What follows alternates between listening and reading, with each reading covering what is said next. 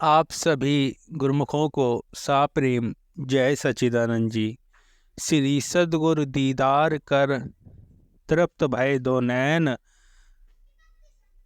तन मन शीतल हो गया, पाया खोया चैन। हर सच्चा गुरुमुख, हर भक्त, हर सेवक अपने सद्गुरु के दिव्य दर्शनों की महिमा भाव विभोर हो गाता है।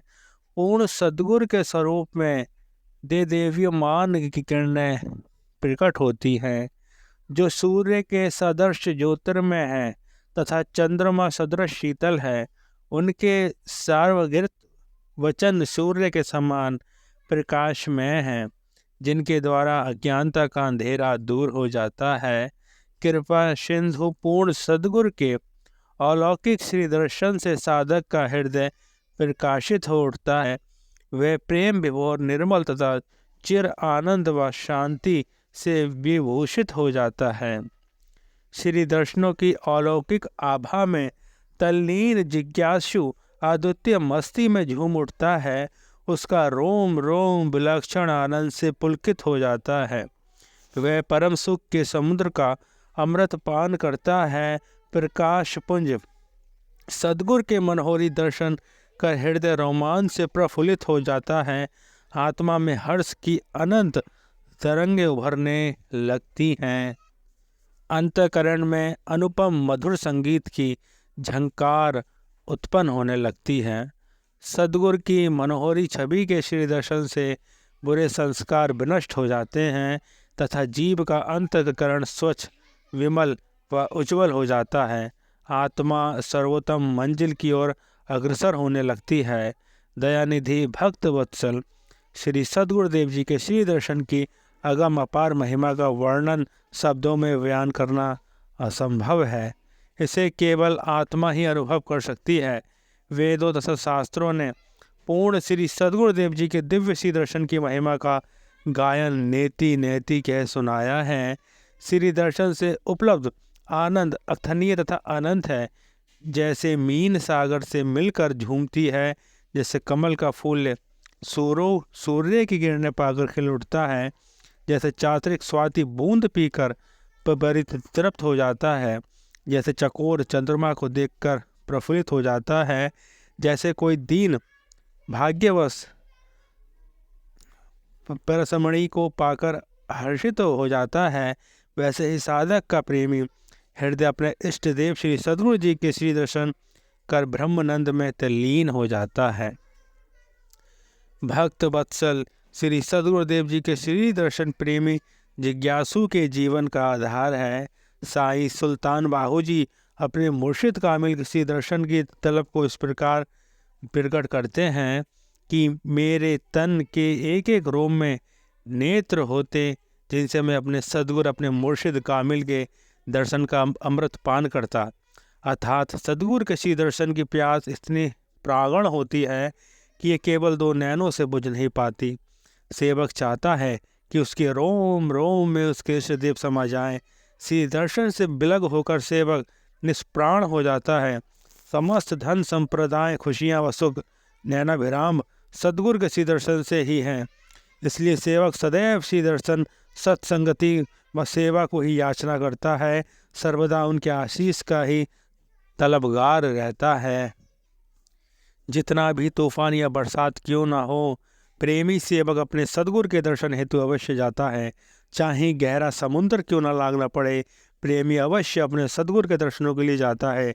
जैसे प्यासा जल बिना प्राण गवा देता है, वैसे ही गुरुमुख सेवक अपने श्री गुरु महाराज जी के बिना विरह में निष्प्राण हो जाता है। जैसे वर्षा से धरती पर हरियाली छा जाती है, वैसे ही सेवक अपने सद्गुरु के श्री दर्शन कर आह्लाद से भरपूर हो जाता है। दासन दास अपने सद्गुरु से विनती करता है कि हे कृपा सिंधु सद्गुरु, अमृत में दर्शनों से कृतार्थ करो। रामायण के बालकांड में भी कथन आया है कि सद्गुरु के चरणों की रज कोमल और सुंदर नैनामृत अंजन है, जो नेत्रों के दोषों को नाश करने वाली है।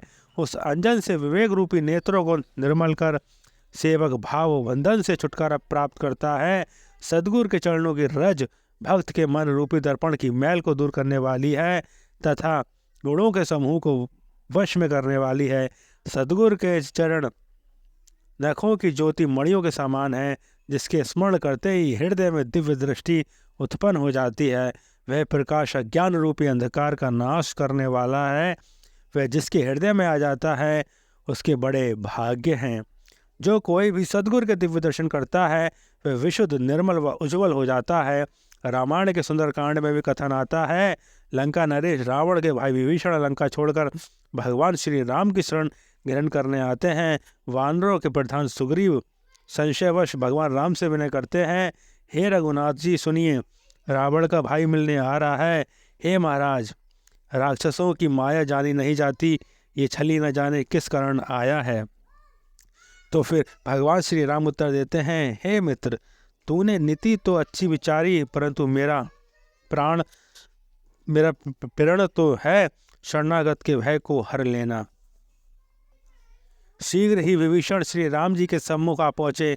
उनके मनोहरी दर्शन कर पुलकित हो गए तथा आंसू बहाते हुए कहने लगे, हे नाथ, मैं 10 मुख रावण का भाई हूँ। मेरा जन्म राक्षस कुल में हुआ है। मेरा तामसी शरीर है। स्वभाव से ही मुझे पाप प्रिय है। मैं कानों से आपका सुयश सुनकर आया हूँ कि आप भव के भय का नाश करने वाले हैं। हे दुखियों को दुख दूर करने वाले और शरणागत को सुख देने वाले श्री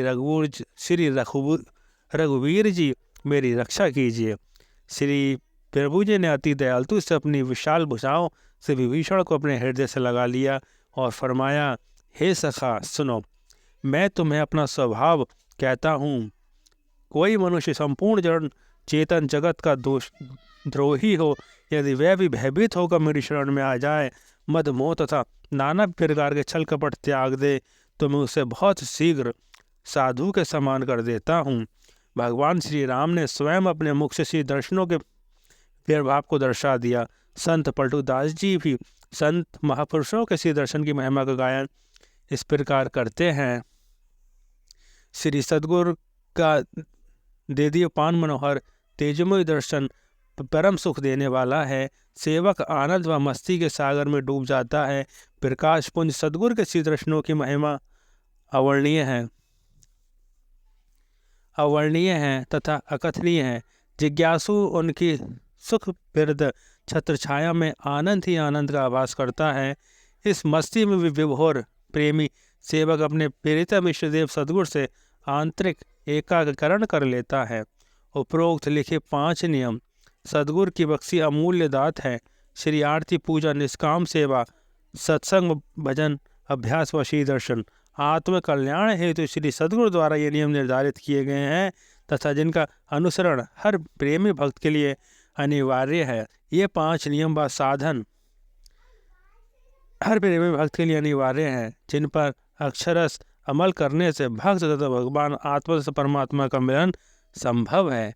प्रेम सहित मिलकर बोलो जयकारा। बोल मेरे श्री गुरु महाराज की जय।